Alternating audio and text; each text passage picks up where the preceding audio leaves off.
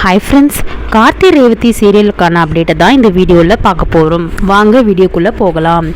இப்போ பார்த்திங்கன்னா நம்மளோட சாமுண்டீஸ்வரிக்கு விஷயம் தெரிய வருது. இந்த மாதிரி ராஜராஜன் மேலே இப்படி ஒரு பொண்ணு தப்பான பழி போட்டிருக்கா அப்படின்னு சொல்லிட்டு இப்போ ஊருக்குள்ளே எல்லாருக்கும் தெரிய வந்ததுக்கப்புறம் கார்த்தி சொல்கிறாங்க, நாளைக்கு காலையில் இந்த கும்பாபிஷேகம் கண்டிப்பாக நடக்கும், அதுக்குள்ளே என்னோட மாமா இந்த தப்பு பண்ணலை அப்படின்னு சொல்லிட்டு நான் ஆதாரப்பூர்வமாக நிரூபிக்கிறேன் அப்படின்னு சொல்லிட்டாரு. இப்போ கார்த்தி என்ன ஸ்டெப் எடுக்க போகிறாரு அப்படின்னா, இப்போது அதுக்கு முன்னாடி நம்மளோட சாமுண்டீஸ்வரி வீட்டில் சார்ந்த எல்லாரும் பார்த்திங்கன்னா திரும்பி வீட்டுக்கு வராங்க. இந்த மாதிரி சாமுண்டீஸ்வரி என்ன கலச பூஜைலாம் முடிஞ்சுதா அப்படின்ற மாதிரி கேட்குறாங்க. ஆனால் நம்மளோட சந்திரகலாக்கு எல்லா விஷயமும் முன்கூட்டியே தெரியும், அங்கே என்ன நடந்ததுன்னு மனசுக்குள்ளே ரொம்ப சந்தோஷமாக இருக்காங்க. சந்திரகலா இந்த மாதிரி இந்த கலச பூஜையை ராஜராஜன் பண்ணாமல் நிறுத்திட்டாரு அப்படின்னு சொல்லிட்டு, கார்த்தி நீ என்னதான் பண்ணாலும் சரி, கண்டிப்பாக சரி பாரு, நாளைக்கு என்னோட புருஷன் சிவனாண்டி தான் இந்த கலச பூஜையை நடத்த போகிறாரு, உங்கள் மாமாவோட பழி அப்படி தான் இருக்கும் அப்படின்னு சொல்கிறாங்க. வீட்டில் இருக்க எல்லாருக்கிட்டையும் சாமுண்டீஸ்வரி கேட்கும் போது இந்த விஷயத்தை சொல்கிறாங்க. சாமுண்டீஸ்வரி எனக்கு உங்கள் மேலே முழுசாக நம்பிக்கை இருக்குது, ஆனால் ஒன்று சொல்கிறேங்க, அப்படி நீங்கள் ஒரு வேளை தப்பு பண்ணிட்டீங்க அப்படின்னு எனக்கு தெரிஞ்சுதுன்னா கண்டிப்பாக நான் உங்கள் கூட வாழ தயாராக இல்லை அப்படின்னு சொல்லிட்டாங்க. என்னோடய தாலியை நான் இந்த நிமிஷத்துலேயே ஊருக்கு முன்னாடியே அறுத்தெறிஞ்சிட்டு எங்கள் பொண்ணுங்க என் கூட இருந்தால் இருக்கட்டும், இல்லைனா நான் இப்படியே வாழ்ந்துடுறேன் அப்படின்னு சொல்கிறாங்க. அப்போது சாமுண்டீஸ்வரி எதுக்காக இப்படிலாம் பேசிகிட்டு இருக்க, அப்போ என் மேலே உனக்கு நம்பிக்கை இல்லையா அப்படின்னு சொல்லும்போது, நம்பிக்கை இருக்குங்க, இப்போ வரைக்கும் இருக்குது, ஆனால் தப்பு பண்ணிங்கன்னு தெரிஞ்சிருந்தா நான் இந்த முடிவை நான் எடுத்து தான் ஆவேன்னு சொல்கிறாங்க. கார்த்தி அத்தை அவசரப்பட்டு தேவையில்லாமல் வார்த்தையை விடாதீங்க, மாமா குற்றம் கிடையாது, குற்றவாளி இல்லைன்னு சொல்லிட்டு நான் நிரூபிக்கிறேன் அப்படின்னு நம்ம கார்த்தி சொல்கிறாரு. அதுக்கு சாமுண்டீஸ்வரி, நீ நிரூபிக்காமல் போ, ஆனால் இது உண்மைன்னு மட்டும் எனக்கு ஆதாரம் வந்துருச்சுன்னு வச்சுக்கோயேன், கண்டிப்பாக சொல்கிறேன், நான் உங்கள் மாமா கூட வாழ்கிறதா இல்லைன்னு சொல்லிட்டு ராஜராஜன் முன்னாடியே சொல்லிடுவாங்க. நம்ம ராஜராஜனுக்கு எந்த வார்த்தை சொல்கிறதுன்னு தெரியல. ஏன்னா ராஜராஜன் மேலே இப்போ பழி இருக்கிறதுனால இப்போது நம்மளோட கார்த்தி ராஜராஜன் கிட்ட பேசுகிறாரு.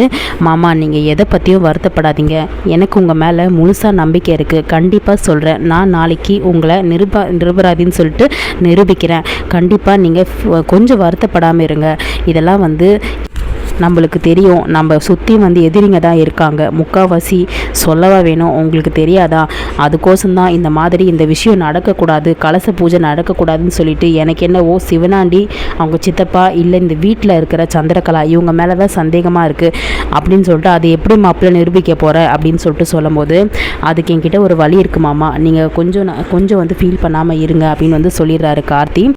இப்போது மயில்வாகனம் பாத்தியா பாசாக்களை எப்படிப்பட்ட பழியை மாமா மேலே சுமத்திருக்காங்கன்னு சொல்லிட்டு எந்த எக்ஸ்ட்ரீமுக்கு வேணால் போவாங்க அந்த சிவனாண்டியும் அவங்க சித்தப்பாவும். இது கூட எனக்கு தெரிஞ்சு சின்னத்தையும் இருப்பாங்கன்னு சொல்லிட்டு தோணுதுப்பா, இந்த கலச பூஜை நடக்கக்கூடாதுன்னு சொல்லிட்டு அவங்க தான் சதி பண்ணியிருப்பாங்க, எனக்கு என்னவோ கண்டிப்பாக அது அப்படி தாங்க தோணுது, ஏன்னா அது தவிர வேறு யாரும் இந்த மாதிரி விஷயத்தில் பண்ண மாட்டாங்க அப்படின்னு கார்த்தி யோசிச்சிட்டாரு. இப்போ கார்த்தி எப்படி நிரூபிக்க போகிறாருன்னா, கைரேகையை வச்சு தான் நிரூபிக்க போகிறாரு.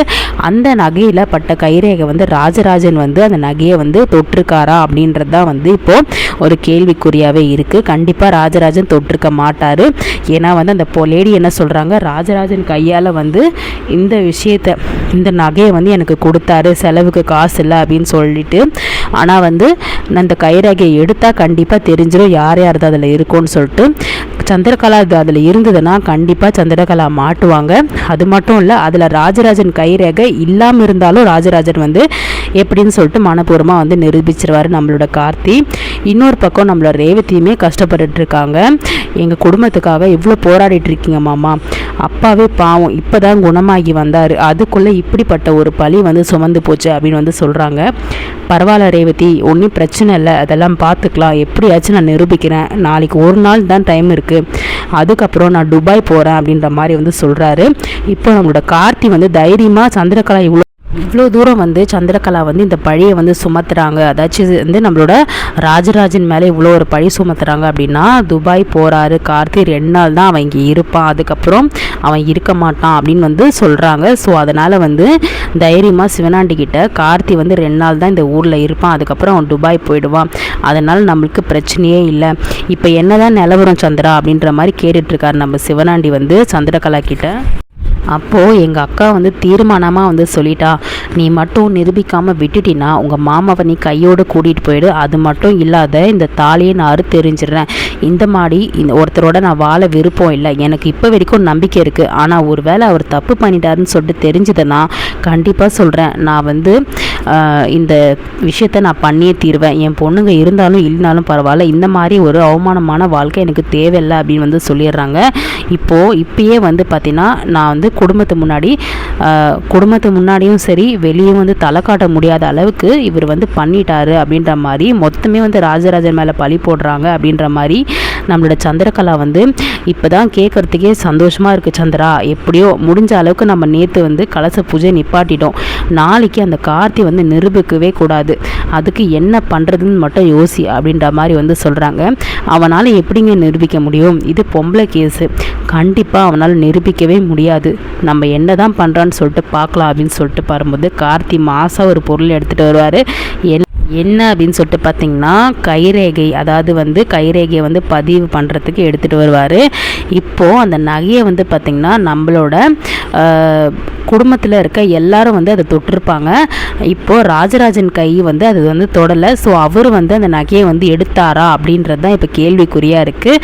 ஸோ அந்த நகையை வந்து எடுத்திருந்தார் அப்படின்னா வந்து கண்டிப்பாக வந்து அவர் வந்து அந்த நகையை வந்து இவங்க பொம்பளை கிட்ட கொடுத்துருப்பாங்க அப்படின்னு சொல்லிட்டு நம்பலாம். ஆனால் வந்து அவர் எடுக்கலை அப்படின்னா அவர் கைரேகையே இல்லையே, அப்புறம் எப்படி அவர் கொடுக்க முடியும் அப்படின்னு சொல்லிட்டு இப்போ கார்த்தி அதை வந்து நிரூபிக்கிறதுக்கோசம் சந்திரகலாவோட கைரேகை மீதி எல்லாரோட கைரேகையும் வந்து வாங்குறாங்க.